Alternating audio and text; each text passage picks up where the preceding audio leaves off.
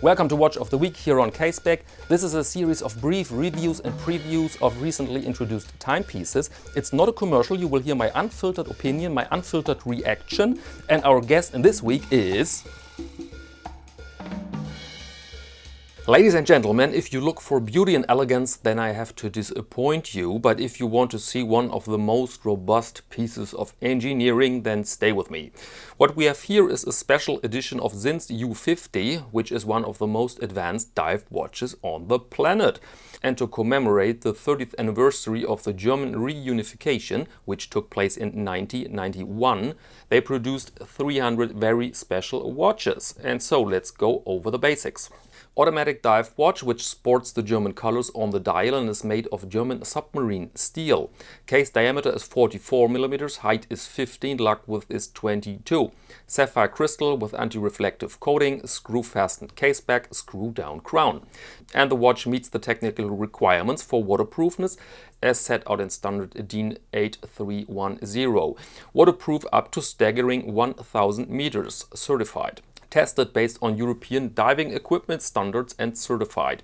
Date function, powered by a Sellita SW200-1. Anti-magnetic, price is around €2,500 or $3,000. This depends on the strap of choice and your region. Shall we continue now with the political implications of the German reunification or with U-boats? U-boats? Okay. What's U-boat steel? First, it is hard, but at the same time flexible, so it can bend under pressure without suffering cracks. Important if you consider water pressure and the abrupt pressure of explosions underwater. And Germany has collected experiences in U-boat manufacturing since the early 20th century. The country has produced milestones like the Class 7 and 21, and today the Class 212A is seen as the most advanced conventional U-boat in the world and the overall most silent boat in service.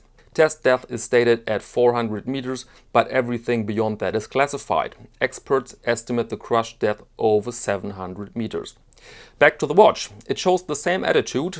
Every military unit could use this watch straight from the shop because it meets all relevant certified specifications. I've mentioned the water tightness of 1000 meters, but there's also to mention the resistance against low pressure, which is often overseen. The case is enforced with an extreme hard and scratch-resistant coating, a Sinn invention, and with special attachment of the bezel, which make it possible to lose the bezel during action. Well-known and basic materials is the Super Luminovo on the hands and of course the Sellita movement. The dial of the watch is extremely legible, as you can see, and the German colors are very subtle. I like that because there are commemorative watches out there which are only usable for that purpose because of exaggerated elements on the dial. Note also the black date wheel, well done, although people in the comments will argue why a date on a diver. But if you see the watch more as a piece of U-boat equipment and you imagine the duration of a tour, it makes some sense. Interesting is the position of the crown. This shall prevent indentations on the wrist, and when you see the huge diameter of the watch, this also makes some sense. The watch is available with a black or red silicone strap or on leather. The bracelet you see on some of these images is not available, at least not in the German web shops. Strange. Maybe later? I don't know. Question now, who wears such a watch? I'd like to see it on people's wrist who are really connected to water or do heavy work offshore. It would be something painful to see it in a meeting room in a bank tower in Frankfurt, but unfortunately it is unquestionable that some of those little U-boats will end exactly over there.